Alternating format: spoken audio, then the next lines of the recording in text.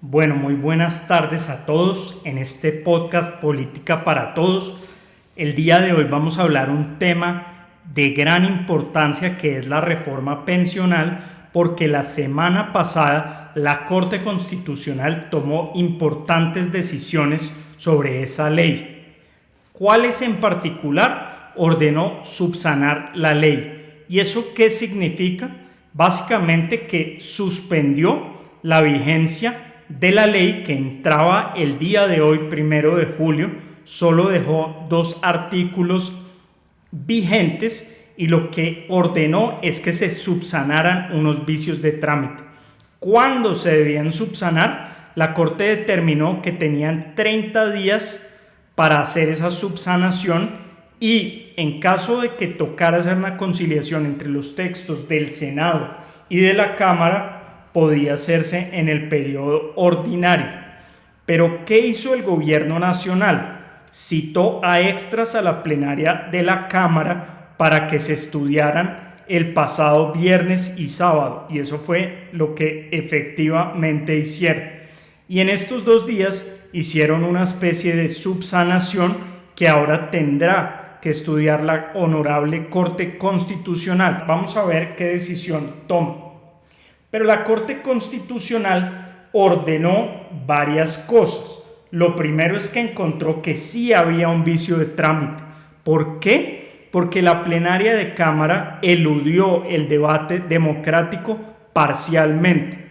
Si bien había estudiado el proyecto de ley en cuarto debate en varias sesiones a partir del 11 de junio hasta el 14 de junio que lo aprobó, y si bien había rechazado una ponencia negativa que buscaba archivar el proyecto de ley y después aprobó la ponencia mayoritaria, la jugada que hicieron de acoger el texto del Senado para la Corte Constitucional configuró un vicio de trámite porque se eludió el debate democrático. ¿Pero esto qué significa? Básicamente renunciar a hacer la tarea. ¿Por qué? Porque en la plenaria había una ponencia para estudiar que tenía más de 50 artículos. De esos artículos había más de 700 proposiciones que debían ser estudiadas meticulosamente. Además, varios congresistas, por ser tan importante el tema pensional, solicitaron el estudio individual de ciertos artículos, de ciertas temáticas, por ejemplo, el régimen semicontributivo, temas de esta naturaleza. Pero lo que hizo la plenaria de la Cámara fue votar 6 artículos que no tenían proposiciones ni discusión. Después votó unas proposiciones para votar independientemente ciertos artículos, las negó. Y una vez se había negado esa solicitud de votación individual de ciertos artículos, pasó a votar una proposición en bloque acogiendo el texto de la plenaria del Senado. ¿Y qué encontró la Corte Constitucional? Que se vulneró el principio democrático de la deliberación y dijo que había una parcial elusión del debate democrático. Además, concluyó que no se vulneró el principio de publicidad porque esos textos estaban publicados en las gacetas y sí se pudieron estudiar, pero lo más importante es que le ordenó a la plenaria de la Cámara que estudiara en detalle y a fondo esta reforma pensional. ¿Para qué? Para que no se excluyera o se pasara por encima de las minorías. Las minorías son muy importantes en el debate democrático y si no se les da la palabra, si no pueden debatir, si no pueden votar ciertos artículos de forma individual, discutirlos de forma individual, pues se les vulneran sus derechos políticos. Así que lo que determinó la Corte Constitucional es que se debía subsanar ese cuarto debate. ¿Y qué dijo? Varias cosas. La primera, empiece a discutir en cuarto debate desde el momento en que se cometió el vicio, o sea, desde el momento en que estaban estudiando e iban a aprobar el texto del Senado. Pero además le dijo, la ley quinta determina que si un parlamentario solicita que se estudien temas de forma individual, independiente, se tiene que poder hacer. Particularmente menciona el caso de la representante Katy Jubinao, que solicitó estudiar varios artículos de forma independiente y esto no se dio. Además, había más de 700 proposiciones que no fueron estudiadas y la Corte Constitucional menciona que inclusive a partir de ese momento en que se retome la discusión, se podrán presentar nuevas proposiciones para ser estudiadas por la plenaria de la Cámara. En resumen, que se diera un debate de fondo. Pero ¿qué hizo el gobierno nacional? Y yo pues creo que cometió algunos errores. Lo que interpretó es que eso se podía subsanar de una forma rápida. ¿Y qué hizo? No esperó la notificación del auto, o sea, de la decisión, sino que con el comunicado de prensa que recibió de la Corte Constitucional, decidió citar a extras. Citaron a la plenaria el día viernes, pero la mesa directiva solo le dio 2 horas a los congresistas para que llegaran a la plenaria. Los citó el viernes a las 5 de la tarde y a las 7 de la noche ya estaban en la sesión. ¿Pero qué pasó en la sesión? Que no llegaron los suficientes congresistas para tener quórum decisorio. Solamente tuvieron quórum deliberatorio. ¿Pero esto por qué es importante? Porque anunciaron el proyecto de ley de reforma pensional para estudiarse al otro día, el día sábado. Y como no tenían ese quórum decisorio, no pudieron aprobar el orden del día. Y resulta que el tercer punto del orden del día era el anuncio de proyectos de ley. Pero la mesa directiva igual decidió anunciarlo sin tener quórum decisorio y convocó para el día sábado. El día sábado se presentó una discusión gigantesca. ¿Por qué? Porque la oposición, entiéndase Cambio Radical y el Centro Democrático, decidieron no presentarse al debate. ¿Por qué? Porque decían que el auto, o sea, la decisión de la Corte Constitucional, no estaba notificada formalmente a la Secretaría de la Cámara y que no se podían adelantar esas sesiones para subsanar los vicios de trámite. ¿Cuál fue la posición del gobierno y de la mesa directiva?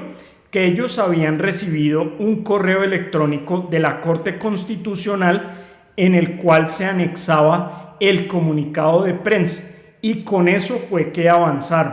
Pero bueno, del afán muchas veces solo queda el cansancio. Pero además, una vez se dio el debate en la plenaria, ¿qué pasó? Que creo personalmente que no subsanaron de forma adecuada los vicios de trámite. ¿Por qué? Porque lo único que hicieron fue volver a discutir y votar la proposición que acogía el texto de la plenaria del Senado. Y la Corte Constitucional, como explicamos al inicio, solicitó primero estudiar a fondo el proyecto de ley. Segundo, que los parlamentarios que solicitaron estudiar artículos de forma individual lo pudieran hacer, que si se presentaban nuevas proposiciones, que se estudiaran y se votaran. Pero ¿qué hizo la mesa directiva y qué interpretaron? En primer lugar, dicen que la ratio decidendi fue simplemente repetir la votación de la proposición acogiendo el texto del Senado. ¿Pero qué es esto de la ratio decidendi? Es lo que obliga, lo que vincula, lo que deben hacer los parlamentarios. Y ellos dicen que en el resuelve, en el numeral segundo, si no estoy mal, decía que retomara el debate en la discusión y aprobación de esa proposición y que por tanto se debía empezar, votar esa proposición y que quedaba subsanado. Pero como les mencionamos, la Corte fue muy clara en decir que se había eludido el debate democrático y que se le deben garantizar los derechos a las minorías y que muchos artículos debían estudiarse de forma independiente. ¿Por qué? Porque lo habían solicitado los parlamentarios. Y esa solicitud no se refería al texto aprobado del Senado, no, de la ponencia de la plenaria de la Cámara, de la ponencia para cuarto debate. Y eso no se hizo así.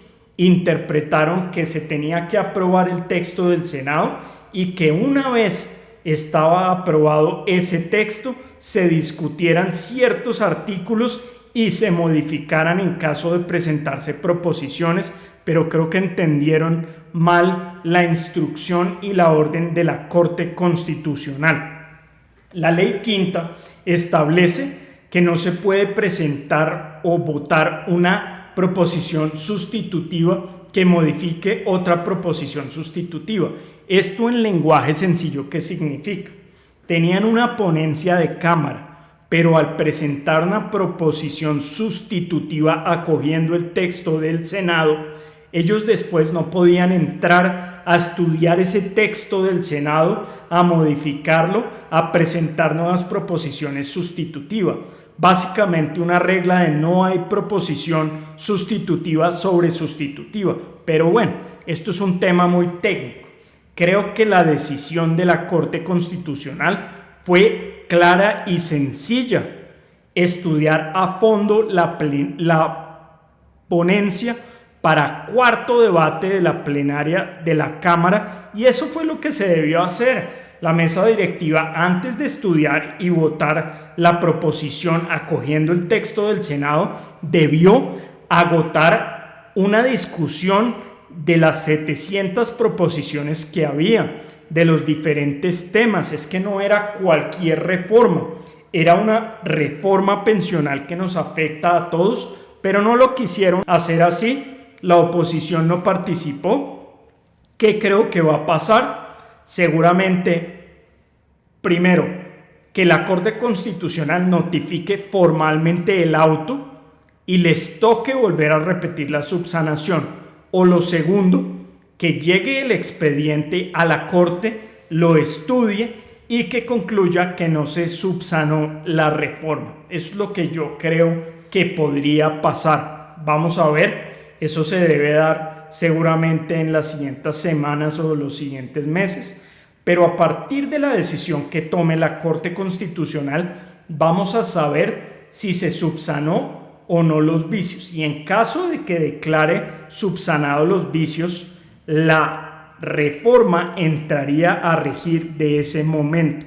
Pero como dijimos al principio, es importante saber esa fecha, especialmente para las personas que quieren entrar en el régimen de transición. Por ejemplo, las personas de mi edad que están en un rango de 35 a 45 años están tratando de llegar a las 900 semanas para entrar al régimen de transición. Si al momento en que entre en vigencia la ley tienen los hombres 900 semanas cotizadas, entran al régimen de transición, y en el caso de las mujeres 750 semanas.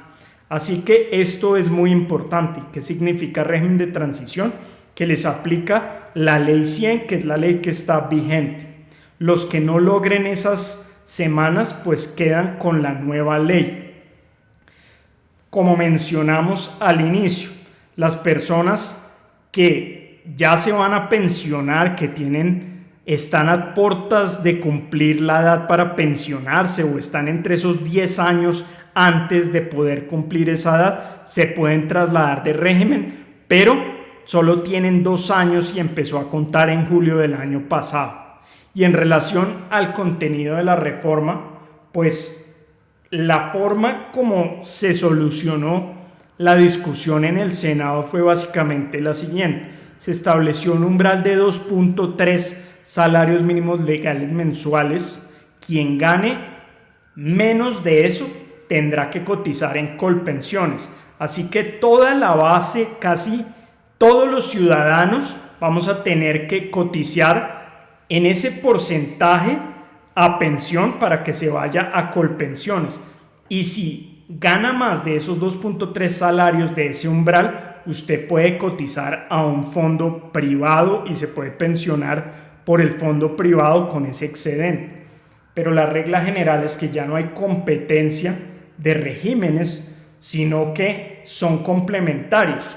Todos cotizamos hasta 2.3 salarios mínimos en Colpensiones. Así que el grueso del dinero va a ir a Colpensiones y el excedente va a los fondos privados. Eso es muy importante que lo tengan presente. Y la ley establecía que cada ciudadano tenía que escoger su ACAI, que es el administrador privado cuando es por encima de 2.3 salarios mínimos. Esto todavía se va a poder hacer hasta que entre en vigencia la norma. Así que si usted no ha escogido cuál es su ACAI, debe seleccionarlo. Temas muy polémicos de esta reforma: el régimen semicontributivo. Resulta que hay personas que cumplen la edad para pensionarse, pero que no cotizaron las semanas suficientes para lograr la pensión, y bajo la ley 100 podían solicitar la devolución de esos recursos, y eso se volvía un ahorro, y la persona, si por ejemplo recibía 200 millones, con eso podía hacer algo. Pero ahora el nuevo sistema le dice: dependiendo de cuánto cotizó, yo le voy a dar un subsidio mensual que puede ir de 85,000 pesos a 280,000 pesos. Eso es un cambio de fondo, y por eso hay muchas personas que dicen que les secuestraron sus recursos. Vamos a ver si la Corte declara exequible ese nuevo sistema, pero hay un debate de fondo muy grande. Otros temas importantes de esta reforma es que no soluciona la edad para pensionarse. Normalmente los sistemas pensionales en el mundo funcionan como una pirámide en que la base de ciudadanos cotiza y con esos recursos se ayuda a pagar las pensiones de los más viejos. Pero lo que está pasando es que como hay menos hijos, la pirámide cada vez es menos gruesa, y eso se vuelve básicamente en un problema pensional, una bomba pensional, porque no hay recursos suficientes para mantener el sistema. ¿Y cuál es la solución? Pues obviamente aumentar la edad de pensión. Además, la expectativa de vida ha aumentado, y en segundo lugar, cotizar más para que tenga más recursos el sistema, pero el gobierno Petro no se quiso meter ahí, así que aprobaron un sistema pensional que no es sostenible y que va a obligar al siguiente gobierno a hacer otras reformas. ¿Para qué? Para cambiar la edad y seguramente la cantidad que se cotiza. Así que es una reforma importante. ¿Por qué? Porque soluciona esta competencia de los regímenes, pero no soluciona problemas de fondo. Petro ha insistido mucho en el bono pensional para los viejitos, pero lo que han dado a entender congresistas como Katy Jubinao e inclusive otros ciudadanos es que para el pago de ese bono pensional no se requiere la reforma pensional, que con el presupuesto general de la nación se puede pagar ese bono. Petro habla de llegar a 280,000 pesos en 12 pagos mensuales.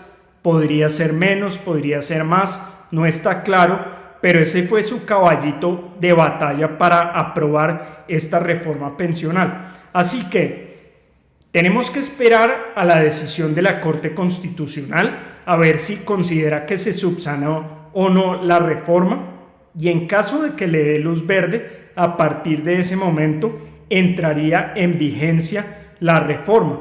Vamos a ver qué pasa y estaremos informándoles de cualquier novedad. Muchas gracias a todos por acompañarnos en este tercer capítulo.